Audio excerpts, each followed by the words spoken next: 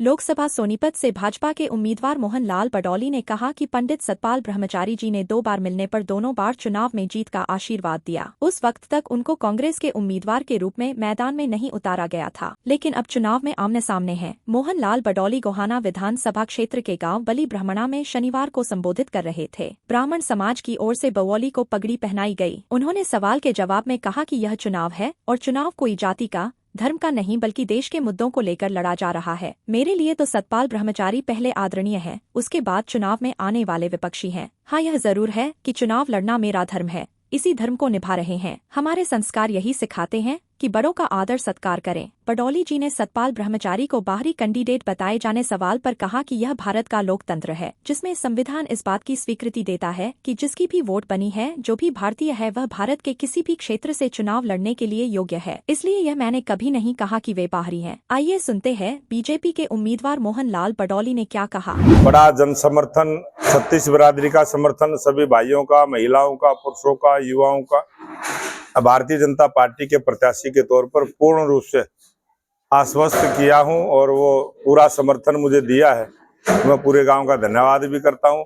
जिस भाव के साथ, जिस भावना के साथ देश के लोकप्रिय प्रधानमंत्री निवेदन किया है, उसी भाव के साथ ये देशभक्त लोगों का गांव है, राष्ट्रभक्त लोगों का गांव है और पूरे गांव ने आश्वासन दिया है कि अब की बार की जो वोट है वो देश के नाम पड़ेगी और भारतीय जनता पार्टी के पक्ष में पड़ेगी।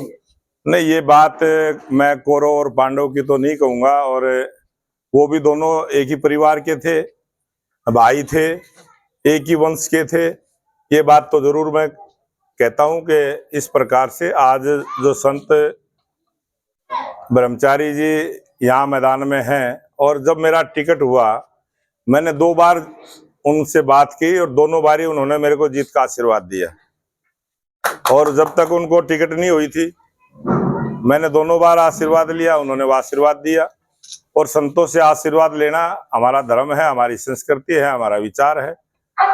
और ब्रह्मचारी जी अपने पार्टी के पक्ष को रखते हैं, मैं अपनी पार्टी के पक्ष को रखता हूं, और भारतीय जनता पार्टी का जो पक्ष है वो मैंने रखा है।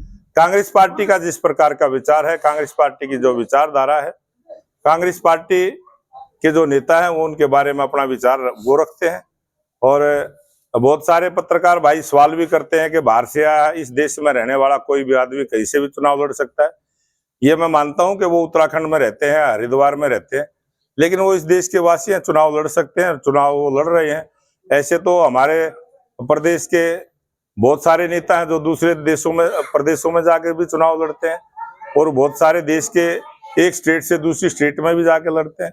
चुनाव लड़ना और पार्टी के लिए वोट मांगना, ये दोनों विषय अलग हैं। और जिस प्रकार से आपने प्रश्न किया है कि एक ही जाति से है, राजनीति में कोई जातिवाद नहीं होता, कोई परिवारवाद नहीं होता, कोई क्षेत्रवाद नहीं होता। राजनीति करनी है तो इस राष्ट्र के लिए राजनीति करें, और मैं राष्ट्र की राजनीति करने के लिए आया हूं, और ना मेरे अंदर जातिवाद का है, ना मैंने जातिवाद की बात की है। बात यह है कि राजनीति में बहुत सारी बातें चलती हैं, बहुत सारे प्रश्न भी खड़े करते हैं, बहुत सारे लोग जवाब भी देते हैं। मैं जातिवाद से ऊपर उठकर इस राष्ट्रवाद के लिए राजनीति कर रहा हूँ। अब ये ऐसे नेताओं के बारे में तो मीडिया जागरूक है, आप लोकतंत्र का स्तंभ हैं, और उनकी बात का किस प्रकार से क्या विश्लेषण करना है वो आप करें तो बढ़िया रहेगा।